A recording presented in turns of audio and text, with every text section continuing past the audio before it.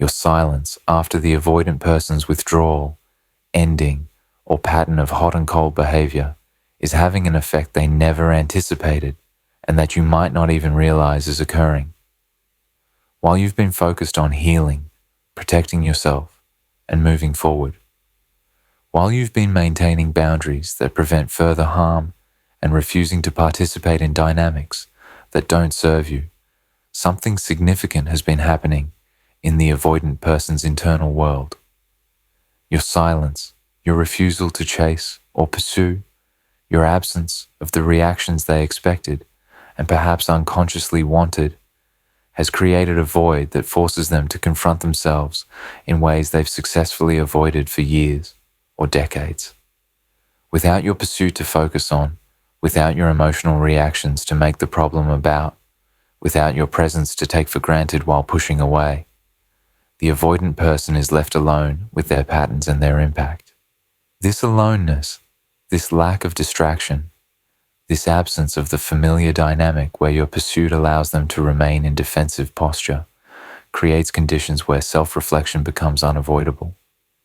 They're finally seeing their toxic patterns, not because they suddenly developed insight or went to therapy or had a moment of spontaneous growth, but because your silence removed all the external factors that previously allowed them to avoid seeing themselves clearly. The patterns that were easy to justify or ignore when you were reacting to them, when you were pursuing them, when you were accepting their breadcrumbs, become impossible to ignore when you're simply gone. Your silence is a mirror that reflects back their dysfunction without the distortion that your emotional reactivity or continued availability created. It's forcing them to see what they do, how they hurt people, what they lose through their defensive patterns, and most uncomfortably, that they are the consistent factor in the failure of their relationships. This recognition, if it occurs genuinely and deeply enough, is the only thing that ever motivates avoidant people to consider changing. But whether this recognition translates into actual change or simply into temporary discomfort, they'll eventually escape through finding a new person who hasn't yet learned to respond with silence. That remains uncertain. Why your silence forces self-reflection. They've avoided for years. The avoidant person has spent their entire relational life constructing an elaborate system of defenses, justifications, and projections that protect them from having to examine their patterns or take responsibility for the harm those patterns cause. This system works brilliantly as long as their partners continue participating in the dynamic the avoidant person creates, as long as someone is pursuing them, reacting emotionally to their withdrawal, accepting blame for the relationship's problems, or remaining available despite being treated poorly.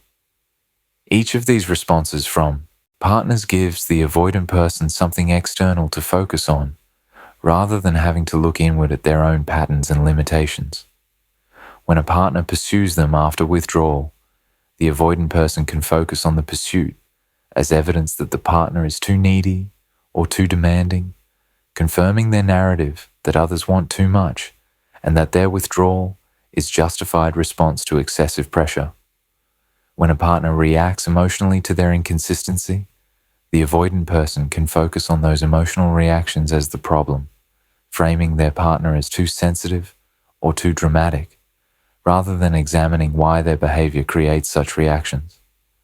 When a partner accepts blame or tries to change themselves to accommodate the avoidance limitations, the avoidant person can maintain the fiction that the problems lie with their partners rather than with their own capacity. All of these external focuses prevent the self-reflection that would require them to confront their patterns. Your silence removes all of these external distractions and excuses. When you stop pursuing, when you stop reacting, when you stop accepting blame, when you stop being available, the avoidant person loses all the convenient explanations for why their relationships fail. They cannot claim you are too needy because you're not demonstrating any need for them.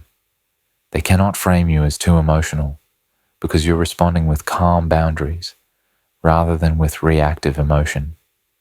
They cannot blame you for the relationship's failure because you're not engaging in the ways that would give them ammunition to shift responsibility.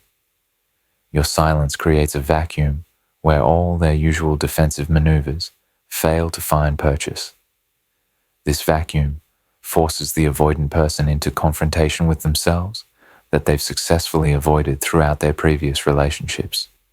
Without you to focus on, without your behavior to analyze and criticize, without your pursuit to resist, they're left with their own patterns as the only remaining variable in the equation.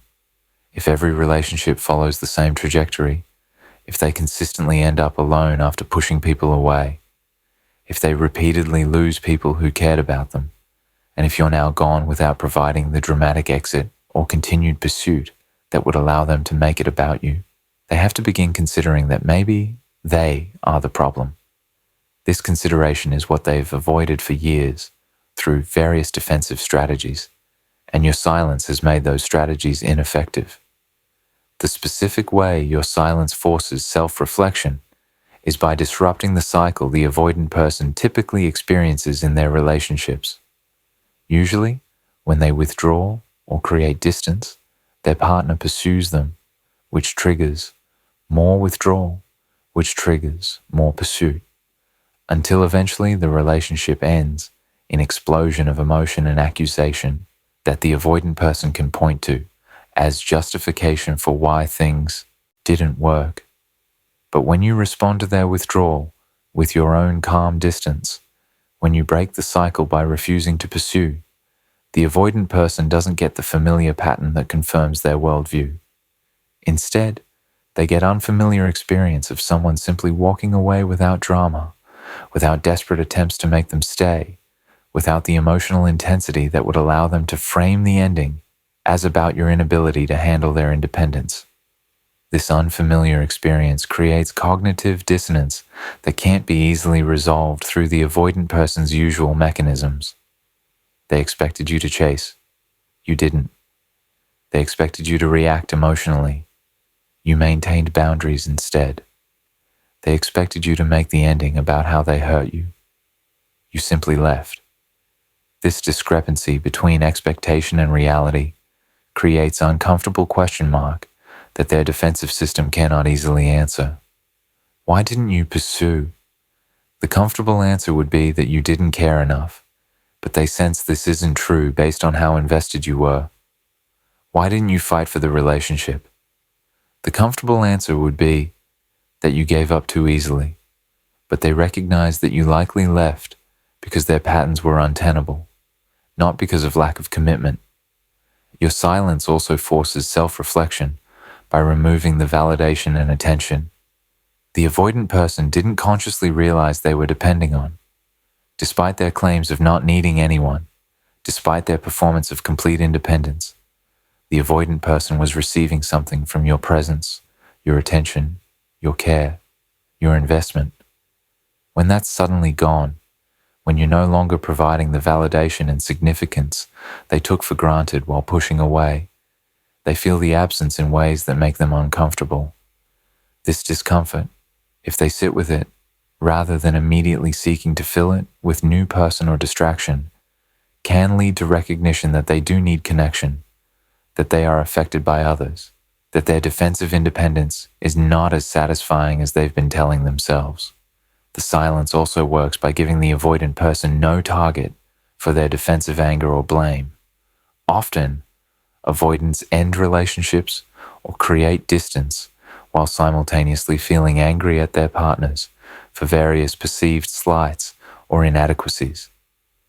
This anger serves defensive function, protecting them from softer feelings of sadness or regret about the loss. But when you're silent, when you're simply gone without engaging in conflict or giving them reasons to maintain their anger, that defensive anger has nowhere to go. It eventually dissipates, and underneath it, they might find the sadder, more vulnerable feelings they were protecting against. Feelings of loss, of regret, of recognition that they pushed away someone who cared about them, of awareness that their patterns cost them something valuable. Your silence creates space and time for the avoidant person to move through their typical defensive responses and potentially reach deeper recognition. Initially, they might feel relief at your absence, confirming their belief that they're better off alone. Then they might feel vindicated, believing your silence proves you weren't that invested. But as time passes without you reaching out, without you being available as option, they can access when convenient. Without your presence in their life at all, the absence becomes more significant. They begin noticing what they lost. They begin comparing new people to you and finding them lacking. They begin recognizing patterns in their own behavior across multiple relationships.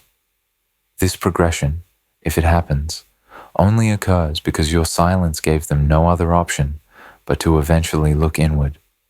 The discomfort that comes when no one is chasing them anymore. The avoidant person's patterns are built on particular dynamic, where they create distance and others pursue them, where they withdraw and others try to restore connection, where they remain defended and others do the vulnerable work of maintaining relationship. This dynamic serves crucial psychological functions for the avoidant. It confirms that others want them while keeping them in position of power and control. It validates their importance without requiring them to be vulnerable about needing anyone, and it allows them to maintain their defended independence while still having access to connection when they want it. Your silence breaks this dynamic completely, and the discomfort that follows for the avoidant person is significant and revealing. When no one is chasing them anymore, when you've simply stopped participating in the pursuit dynamic they're accustomed to, the avoidant person experiences unfamiliar sense of powerlessness and uncertainty. They're used to being the one who controls distance, the one who decides when connection happens, the one who has the power to grant or withhold presence and affection. But when you're not seeking their presence or affection, when you've withdrawn your interest and investment, they lose this position of control. Suddenly, they're not in the power position anymore. If they want connection now, they would have to pursue, which would require them to be vulnerable about wanting something, to risk rejection, to take the uncomfortable position they've been avoiding their whole life. This reversal of the typical dynamic is deeply uncomfortable for the avoidant person. They're experiencing what their partners have been experiencing all along. The discomfort of wanting connection with someone who isn't providing it. The powerlessness of not being able to control another person's availability. The vulnerability of caring about someone who appears not to care back, or who has moved beyond caring. This experience, if they sit with it, rather than immediately finding new person to restore the familiar dynamic, can create empathy for what they've been putting their partners through. They're getting taste of how it feels to be on the receiving end of avoidant behavior, and this taste is not pleasant. The absence of pursuit also removes source of validation the avoidant person didn't realize they were depending on. When partners pursue them, when people demonstrate through their pursuit that the avoidant person is desirable and important, this provides ego boost and security that the avoidant person was taking for granted. But when you stop pursuing, when your silence suggests that maybe they're not so important or desirable to you anymore, the avoidant person loses this validation. They're forced to confront their own insecurities about worthiness and lovability, insecurities they've been defending against through maintaining position where others pursue them and demonstrate their value.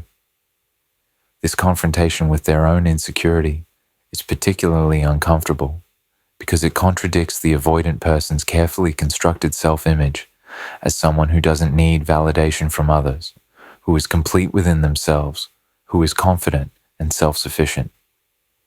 Discovering that your silence and absence actually affects them, that they do care about your opinion and your interest, that they're bothered by your apparent indifference, forces them to recognize that their independence is not as absolute as they've been claiming. They do need others. They are affected by how others treat them. They are not invulnerable to rejection or loss. These recognitions are deeply threatening to their defended sense of self. The discomfort also comes from the avoidant person having to sit with uncertainty about where they stand with you and whether reconnection is even possible. When partners were pursuing them, the avoidant person always knew they had option to reconnect if they wanted to. The partner's pursuit signaled ongoing availability and interest, but your silence creates real uncertainty. Are you done with them completely? Have you moved on? Would you even respond if they reached out? This uncertainty is uncomfortable because it means they might have actually lost something permanently, rather than just maintaining it at distance until they felt ready to engage again. The absence of familiar dynamic also means the avoidant person cannot predict or control what happens next in ways they're accustomed to. Usually, they create distance and their partner pursues, until eventually the avoidant decides whether to allow some reconnection or to end things completely. They're in control of the timeline and the outcome. But when you're silent, when you're not pursuing, the control shifts to you. You're the one who decides whether reconnection happens. You're the one holding the power over whether the relationship continues in any form. This loss of control is intensely uncomfortable for someone whose entire defensive structure is built around maintaining control through distance and emotional unavailability. The discomfort is also evident in how the avoidant person starts monitoring you more carefully when you're silent. When you were pursuing them, they didn't need to wonder what you were doing because your pursuit made your interest and availability clear.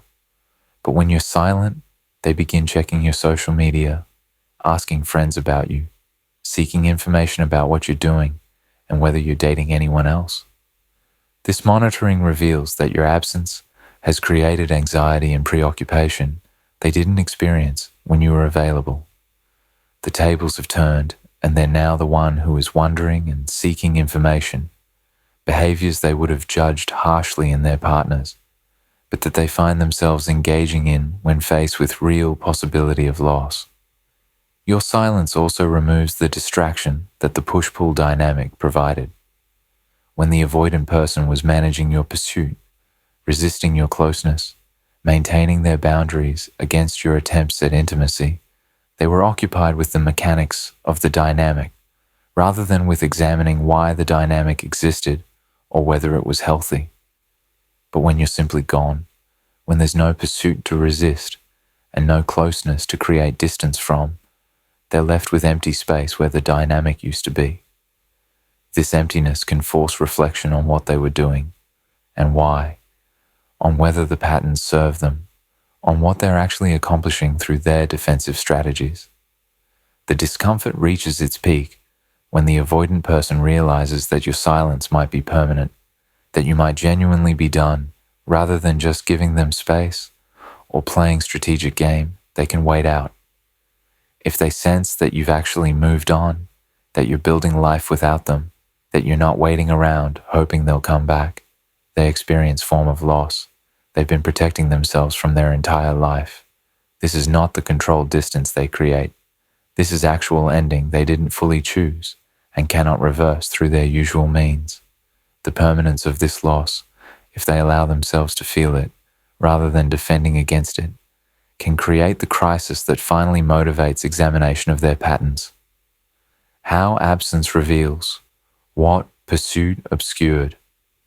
The dynamic of pursuit and withdrawal that characterized your relationship with the avoidant person created specific set of conditions that obscured certain truths and prevented certain recognitions from emerging. Your pursuit gave the avoidant person convenient explanations for their withdrawal. Your emotional reactions provided distractions from their patterns. Your continued availability allowed them to take you for granted while pushing you away. But your absence, your silence, your withdrawal from the dynamic entirely removes all of these obscuring factors and reveals truths that pursuit kept hidden. The avoidant person is now confronting realities that your presence and pursuit allowed them to avoid seeing. Your absence reveals that the problem was never your pursuit, but rather their discomfort with intimacy itself. When you were pursuing them, the avoidant person could frame your pursuit as the reason they needed distance, suggesting that if you would just stop chasing, if you would give them space, if you would be less needy, they would be able to engage more fully. But now that you're completely absent, now that you're not pursuing at all, they're discovering that the discomfort doesn't disappear. They're still avoiding intimacy, still maintaining distance, still unable to show up vulnerably and consistently. This discovery, if they're honest with themselves, reveals that your behavior was never the actual problem. Their patterns would exist regardless of how you behaved, because the patterns are about their internal wounds and defenses, not about your external actions. Your absence also reveals what you actually provided in their life, value they took for granted while you were available. When you were present and pursuing, when you were consistently caring about them and trying to maintain connection, the avoidant person didn't have to appreciate what you provided because it was always there.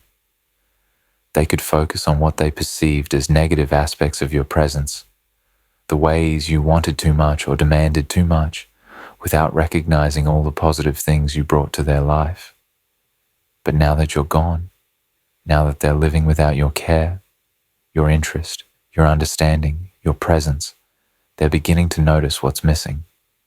The specific ways you made their life better, the particular qualities you possessed that are hard to find in others, the depth of understanding you offered that others don't provide.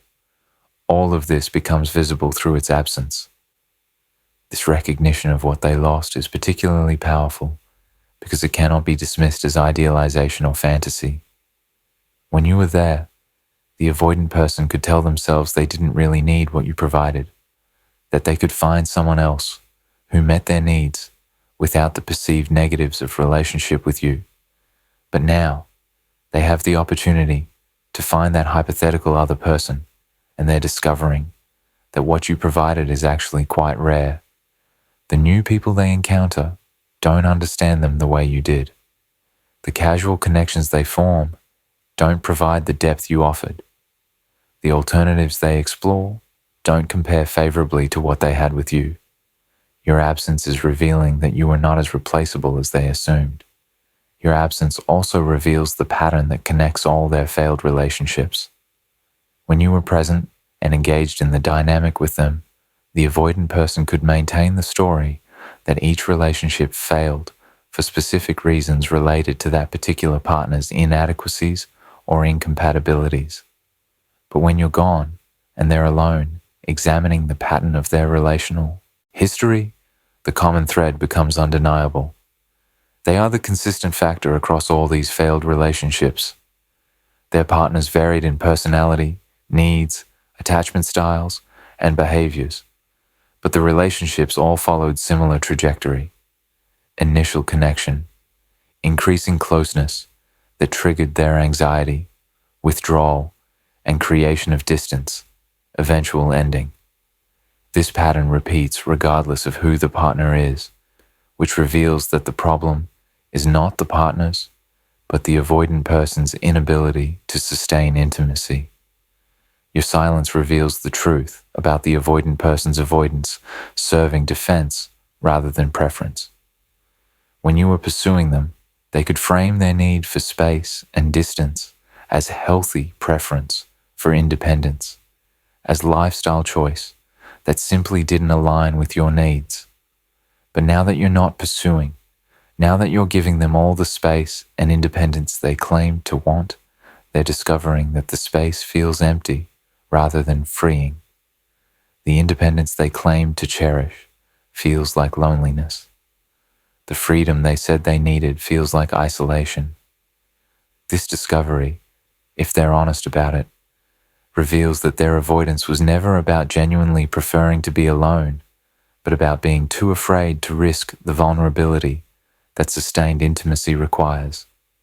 Your absence also reveals their capacity for the very behaviors they claimed were too demanding when you asked for them. The avoidant person might have claimed they couldn't text regularly, couldn't make plans in advance, couldn't talk about feelings, couldn't commit to progression. But in your absence, if they're trying to connect with someone new, they might discover they can actually do all these things when the person hasn't triggered their deepest defenses yet, when the relationship is still surface level and doesn't threaten them with genuine vulnerability. This discovery reveals that their claimed incapacity was actually about unwillingness or about specific trigger related to the depth of connection with you, not about absolute limitations they possess. They could show up better. They chose not to, and this choice is harder to justify in retrospect. The absence reveals how their defensive patterns hurt, not just their partners, but themselves as well. When you were present, the avoidant person could focus on how maintaining their boundaries and independence protected them from the perceived threats of intimacy. But now that you're gone, now that they're experiencing the consequences of those patterns, they're confronting what their defenses cost them. They cost them you, someone who cared about them and wanted to build something meaningful. They cost them opportunity for genuine partnership. They cost them the possibility of knowing and being known in ways that create real intimacy. The patterns that felt protective are revealing themselves as also limiting and destructive, not just to others, but to the avoidant person's own possibility for fulfillment and connection, whether their recognition actually leads to change. The most critical question about the avoidant person's recognition of their patterns through your silence is whether this recognition translates into genuine, sustained change, or whether it remains intellectual awareness that doesn't alter their actual behavior and capacity. Recognition alone is not transformation. Many avoidant people develop quite sophisticated understanding of their patterns while continuing to enact those patterns exactly as before. Understanding that this recognition might not lead to change is essential for managing your own expectations and protecting yourself from being drawn back into dynamic that hurt you before. True change in avoidant patterns requires several components that recognition alone does not provide. First, it requires sustained therapeutic work with someone who specializes in attachment issues. The patterns are deeply embedded in the avoidant person's nervous system and worldview, formed through childhood experiences and reinforced through decades of adult relationships. These patterns cannot be changed through insight alone or through willpower. They require systematic work to rewire automatic responses, to build capacity for tolerating intimacy-related anxiety, to develop new coping mechanisms that don't involve withdrawal and distance. Most avoidants never undertake this work because it's uncomfortable, expensive, time-consuming, and requires exactly the vulnerability they're organized around avoiding. Second, change requires the avoidant person to actually want to change rather than just wanting to avoid the temporary discomfort your absence creates.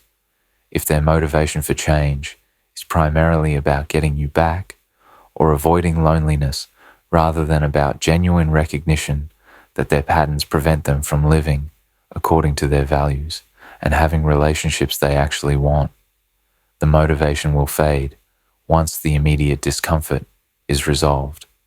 Many avoidants experience moments of recognition and intention to change when faced with loss. But these intentions dissipate when they find a new person who temporarily soothes their discomfort, or when enough time passes that they forget the pain of the loss that motivated the recognition. Third, change requires practice and repetition in real relationship contexts.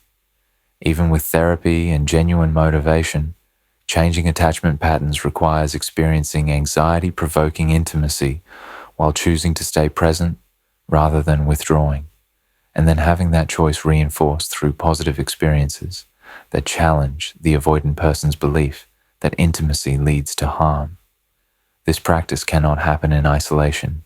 It requires being in relationship where they're deliberately choosing different responses to their anxiety triggers.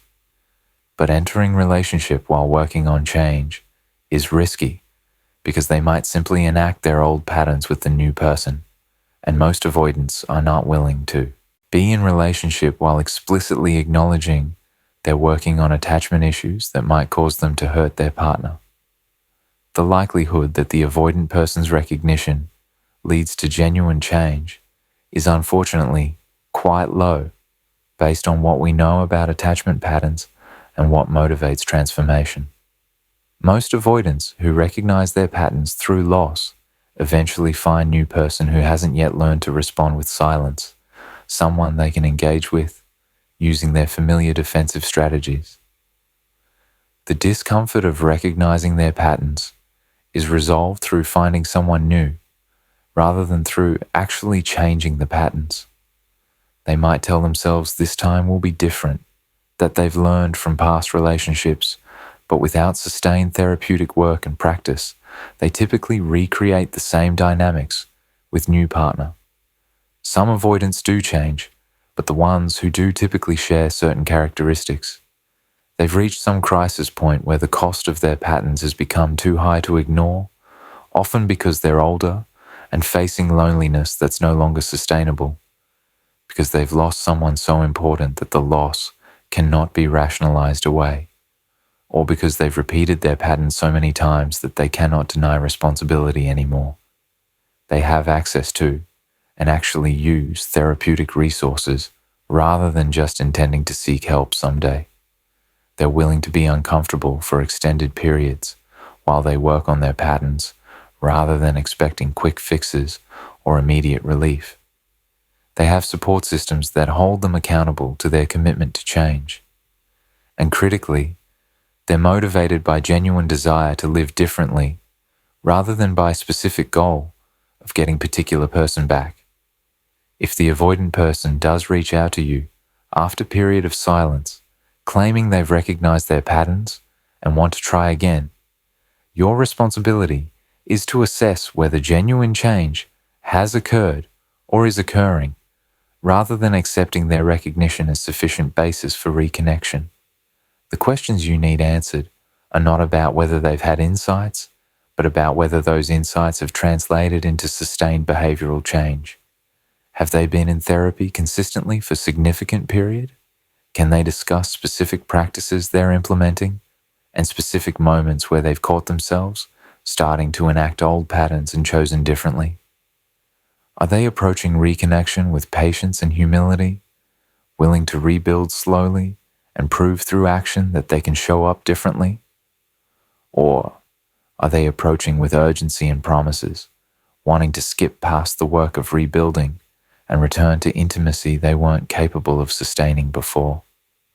The most important protection you can maintain is the understanding that their recognition of patterns, however genuine it might be, does not obligate you to give them another chance or to wait while they work on themselves. Your responsibility is to your own healing and to moving forward into relationships that can meet your needs. If the avoidant person genuinely changes, if they do the work over months or years and develop actual capacity they didn't have before, and if you happen to be single and interested when that change has been demonstrated through sustained different behavior, reconnection might be worth considering. But organizing your life around the possibility that they might change someday is sacrificing your present for their potential future, and this sacrifice serves neither of you well. Your silence created conditions where the avoidant person might finally see their toxic patterns clearly. This recognition is valuable for them, regardless of whether it leads to change, because at minimum, it plants seed of awareness that might motivate future work. But whether they water that seed through committed action, or whether they allow it to lie dormant while they repeat their patterns with new people, is up to them and beyond your control. Your silence has done all it can do. It's removed the distractions and excuses that prevented them from seeing themselves clearly. What they do with that clarity is their choice and their responsibility. Your choice and your responsibility is to continue moving forward with your own healing, trusting that you did what you could by refusing to participate in dynamics that harmed you and remaining open to relationships with people who already possess the capacity to show up consistently, vulnerably, and with commitment to working through the discomfort that real intimacy requires.